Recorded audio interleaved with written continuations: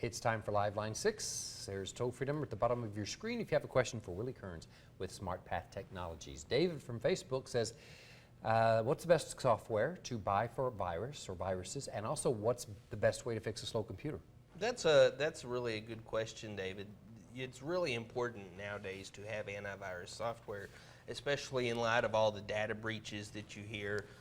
You want to make sure if you're doing online banking, shopping, that kind of thing, you're doing it with a computer that has good virus protection.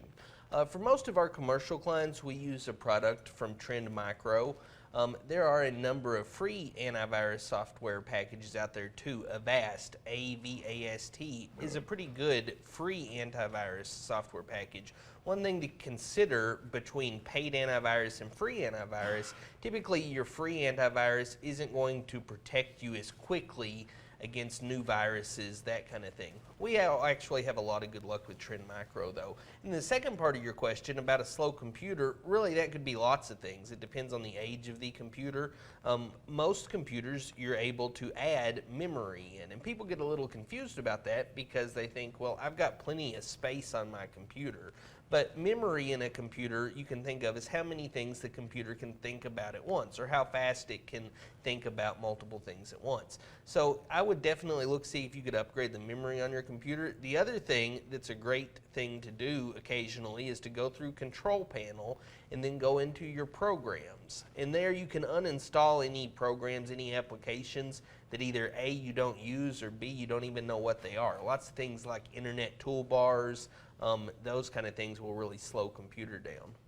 All right, Crystal on Facebook says she's been told it's cheaper to buy a new tablet rather than fix a cracked screen, and she wants to know if this is true. That could be true. It really depends on the type of tablet that it is. You know, if you have a brand new iPad, for example, well, it actually is probably cheaper to replace the screen, the cracked screen, than it is to buy a whole new iPad. But if your tablet's 2-3 years old, yeah, that's really going to be you're going to have to do a cost comparison there and, figure out is maybe $100 to $200 for fixing the screen worth it versus just buying a new tablet altogether. So short answer, if it's a newer tablet, probably worth fixing the screen. If it's older, then you really want to look at the cost versus a new tablet. Beth on Facebook says she just got a new computer and it runs extra slow. She says they have high-speed internet, their iPads are working fine, so what could be causing this? That's a great question, Beth, and actually you've done some pretty good troubleshooting already. So knowing that your iPads are fast, that pretty much rules out that it's an internet problem, so it probably is an issue with the computer. If it's a new computer and it's running slow, and when we say new, we'll say less than a year old, and it's running slow, then yeah, definitely is something going on there. You want to make sure, like we had talked about earlier, you do have antivirus software and you're not having any weird behavior like windows popping up when you're on the internet, or maybe taking you to a different web page than where you were trying to go. Again, like I had said earlier, you can go into your Control Panel, and then from Control Panel go to Programs, go through there and remove or uninstall anything that either A, you don't use, or B, you may not even recognize what it is. Typically new computers, when they're bought at a retail location, are going to come with a lot of extra software, games, that kind of thing that you may not really even need, and it's in there, slowing your computer down.